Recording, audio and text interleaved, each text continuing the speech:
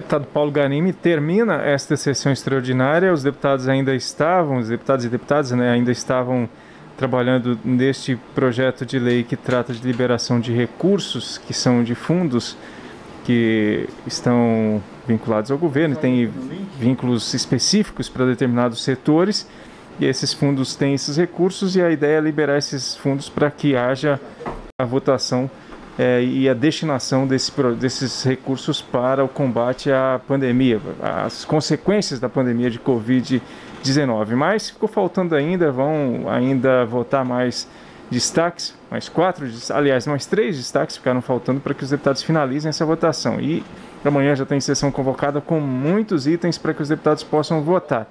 Mas quem vai falar para a gente com todos os detalhes sobre esse projeto, do que trata, a quantidade de recursos, como que ficou depois dos destaques votados, é o Lincoln Macário. Vamos lá, Lincoln.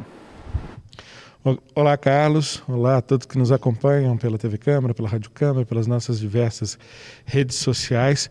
Um dia bastante cansativo, muita votação. Teve o final da votação da regulamentação do novo Fundeb, daqui a pouquinho a gente detalha isso. Teve a votação de um projeto de lei que libera 5 bilhões de reais para desenvolvimento científico e tecnológico extremamente necessários num momento como esse que a gente enfrenta, de desenvolvimento de vacinas, desenvolvimento de tecnologia em saúde. E teve essa votação agora longuíssima. Tivemos Congresso Nacional no meio dessa história votando a liberação de recursos. Na verdade, 3,3 bilhões de reais, a maior parte para organismos internacionais que a gente estava devendo, mas também dinheiro para vários ministérios. E agora uma votação, sim, longa, complicada e que, infelizmente, ainda não terminou. Pelo menos 3 destaques, 3 tentativas de modificação para serem apreciados ainda no dia de amanhã.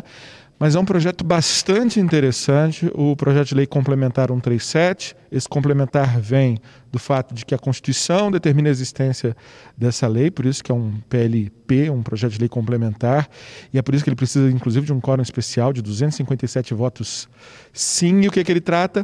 Ele libera dinheiro que estava parado, superávit que estava parado em 27 fundos, dos mais diversos tipos. Vou dar um exemplo: fundo de café, fundo de universalização das telecomunicações, fundo da Marinha Mercante, fundo do idoso.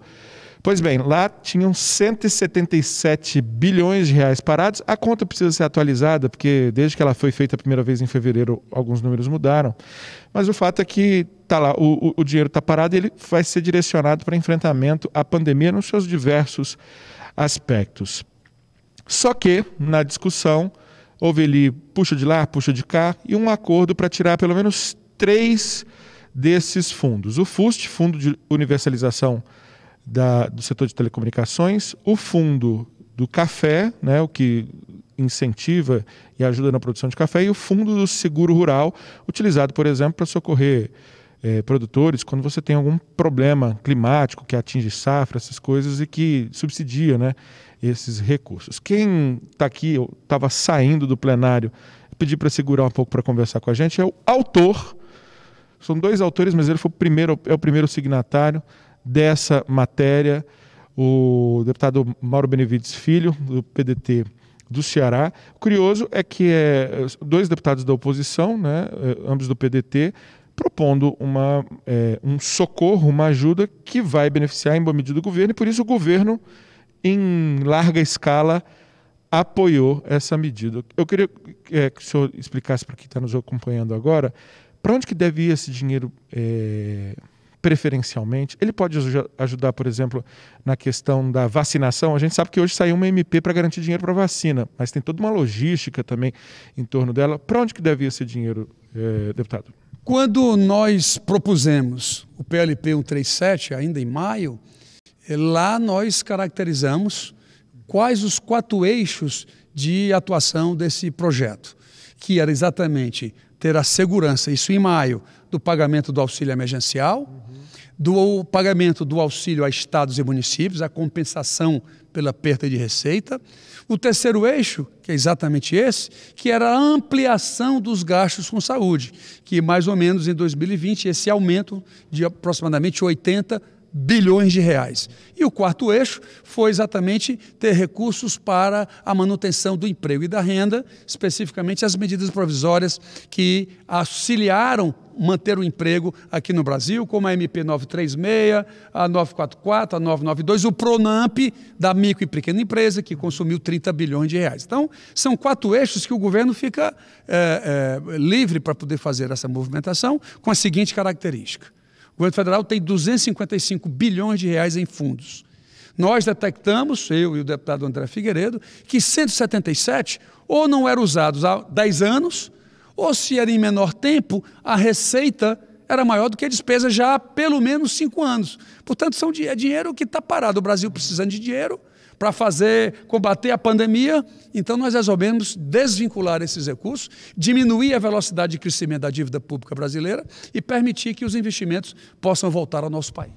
Próximo destaque, que ia ser votado agora, não foi votado amanhã de manhã, ele tenta ampliar um pouco a área de uso. Vai para além da saúde, para a educação, para a assistência social, até para a infraestrutura, para emprego. O senhor concorda com isso? E aproveito e pergunto, uma das primeiras tentativas foi tirar todos os fundos ligados à área militar, Fundo Naval, Fundo do Exército, e o governo, que tem uma presença enorme de militares, até estava patrocinando, mas não conseguiu levar essa. Queria que o senhor comentasse também esse aspecto. Por uma razão muito simples, porque esses fundos eles já têm dinheiro em 2020. Porque há uma tentativa de similitude entre esse PLP e a PEC dos fundos, que está no Senado Federal. Lá sim, esses recursos serão extintos. O fundo será extinto. No nosso, não. Como é o saldo de 31/12/2019, isso significa que os fundos já estão rechechudos de dinheiro em 2020. Então foi fácil a gente ir explicando tudo isso, o que acabou, portanto, facilitando que esses fundos pudessem ser devidamente preservados. Fundo do café que saiu, fundo do seguro rural e fundo de universalização das telecomunicações, que saíram aproximadamente 10 bi, ou seja, o montante total cai de 177 para 167. Como é que o senhor faz essa leitura? Porque foi resultado de um grande acordo e, se não me engano, o principal motivo do FUST, por exemplo, o Fundo das Telecomunicações, ter saído, é porque nesse próximo projeto que ia ser votado, se usa parte desse dinheiro para dar conectividade das escolas para as crianças, né? Comenta para a gente essa questão. Exatamente por causa do seguinte, foi identificado que no Fundo Café, esses recursos eles não vêm do Tesouro diretamente, mas sim vêm dos próprios produtores. Portanto, realmente a gente estava avançando em um volume de recursos que não era necessariamente criado e gerenciado diretamente de um orçamento público, mas sim da contribuição que os produtores estavam fazendo. Então, era natural que isso pudesse ser alcançado por essa retirada. E o FUST, você mesmo já explicou, há toda uma discussão no Brasil que o pessoal da zona rural, ou então na área mais distante das grandes metrópoles, nem acesso à internet eles têm. Não tem dinheiro nem para comprar, muitas vezes, um celular. Não tem dinheiro, e se tem celular, não tem recurso para pagar o chip para fazer a sua internet. Então, essa característica foi devidamente recepcionada aqui pelo plenário da Câmara dos Deputados e eu espero, portanto, que até amanhã nós possamos limpar essa pauta, entregar essa oportunidade para que o governo federal e, obviamente, ouvido o Senado, a gente possa dizer que a Câmara dos Deputados, e eu conversava há poucos dias com o presidente Rodrigo Maia, nós vamos dar a maior contribuição financeira da história da Câmara dos Deputados, entregando ao governo federal um montante acima de 160 bilhões de reais. Até o Fundo Operacional da Câmara entrou nessa conversa. Mas eu queria tratar rapidamente, para terminar, já estamos nos alongando muito, mas é uma questão importante. O maior fundo, o Fundo Social, que é o Fundo Social do Pré-Sal, ele é uma poupança pensada principalmente para educação e saúde. Só que ela tem um segundo motivo, que ela foi feita para reter, em parte, dólares que entrariam com a venda de petróleo, evitar que o mercado brasileiro fosse inundado de dólares, baixar muito a cotação. E depois, só que a gente está com um dólar extremamente alto e parece que um pouco da gestão desse fundo também não é aquela que foi imaginada lá no começo. O senhor pode explicar para a gente o que mudou? Não precisa ter medo de dólar baixo demais com dólar a 5,30? Bom, primeiro, porque há uma ressalva no Fundo Social, aquela vinculação criada em lei anterior de vincular parte dessa receita para a educação, esse valor está retirado. Não há, que foi o primeiro pensamento quando se fez o fundo social. E em relação à variação cambial, ele realmente não tem influenciado em nada. Existem outras variáveis macroeconômicas que afetam, portanto, a segurança jurídica, a capacidade de o governo pagar ou não a sua dívida pública, fazer um default, então, outras variáveis. Lembrando que variação cambial também tem efeito no nível de preços. Então, nós precisamos fazer realmente um controle bastante efetivo, porque se você melhora a relação real-dólar, você diminui a pressão inflacionária. E até que não veio tanto dólar quanto se temia naquela época.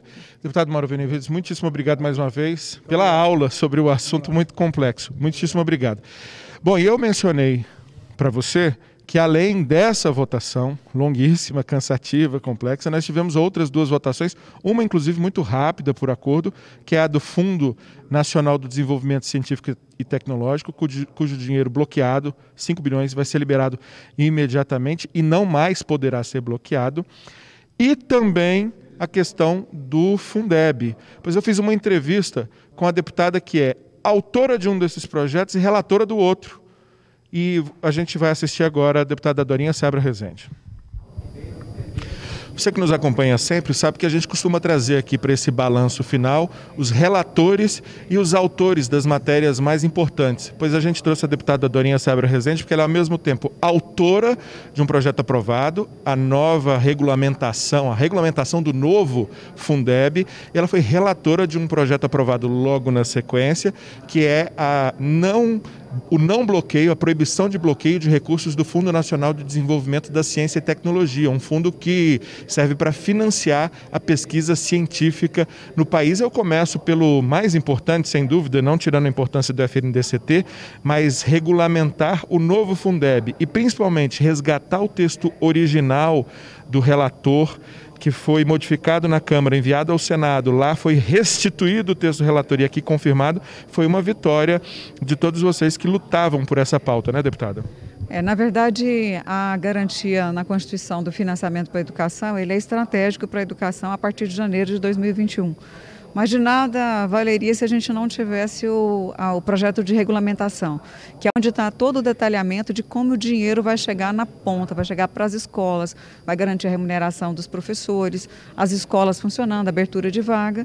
E o nosso desafio é nesse final já com tantos projetos para serem votados, com temas polêmicos, né? Tanto é que a Câmara fez uma série de mudanças no texto original do deputado Felipe Rigoni, e nós conseguimos restituir esse texto e, logicamente, ainda com um único destaque, né, que na verdade mexeria numa estrutura basilar do Fundeb, então é muito importante.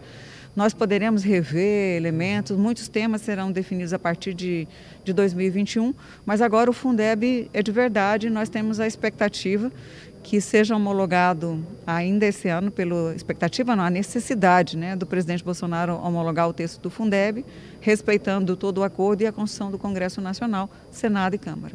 E rapidinho explicar um pouco essa única polêmica de hoje, né? Tivemos um grau de, digamos assim, quase unanimidade parecido com o da aprovação do Fundeb, mas a polêmica foi porque se possibilitou que até 10% dos recursos desse novo Fundeb fosse também para as escolas conveniadas, em geral aquelas escolas de igreja, né, as confessionais, as escolas filantrópicas, as escolas do Sistema S.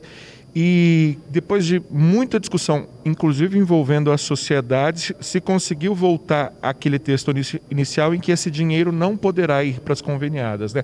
No ensino médio e no ensino fundamental, porque nas creches pode, né? Na verdade, é o princípio que está no artigo 213 da Constituição, né? As filantrópicas, confessionais e comunitárias, elas podem fazer parceria e podem estar e ajudar no atendimento das vagas. E hoje o princípio é que elas atendam na educação infantil e para a escola, que é onde existe deficiência de vagas no sistema público. O debate era para extensão para o ensino fundamental e o ensino médio. Perfeito. Vamos para outro assunto. A senhora relatou esse projeto que mexe com o Fundo Nacional de Desenvolvimento Científico e Tecnológico. Me corrija se eu estiver errado. Ele proíbe bloqueio, hoje tem cerca de 5 bi bloqueados. Ele põe novos recursos e ele permite que o dinheiro sirva para financiar projetos de ciência e tecnologia de organizações sociais, né? Na verdade, o fundo foi criado com esse objetivo de apoiar a ciência, tecnologia e a inovação. Só que, historicamente, 90% desse fundo, desse recurso, tem sido contingenciado. Dos 10% que restam, em média, são empenhados menos de 50%. E com esse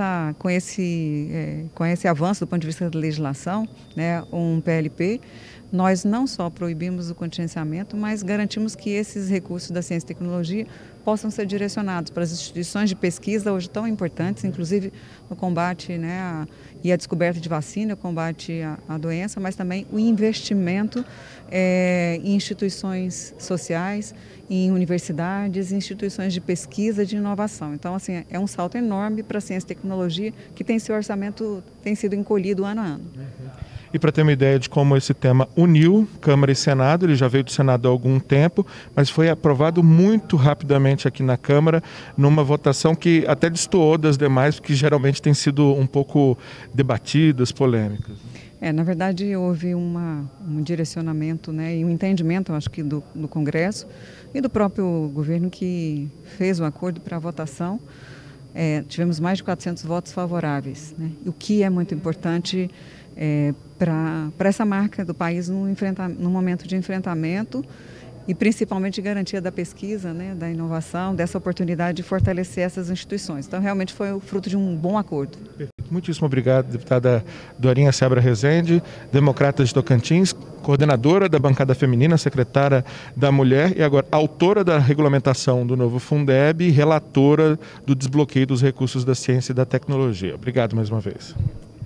Bom, você que esteve conosco até agora, nos acompanhando nessa transmissão de mais um dia de trabalhos aqui na Câmara dos Deputados, a gente agradece muito a sua audiência e já convida para estar logo mais aqui conosco a partir das 10 da manhã com mais votações, uma pauta que tem muitos assuntos para que os deputados possam apreciar e vale a pena, inclusive, você acompanhar a finalização da votação desse projeto que trata da liberação de recursos de fundos para o combate aos efeitos da pandemia de Covid. Então, muito obrigado por sua audiência, tenha uma ótima noite e até a próxima.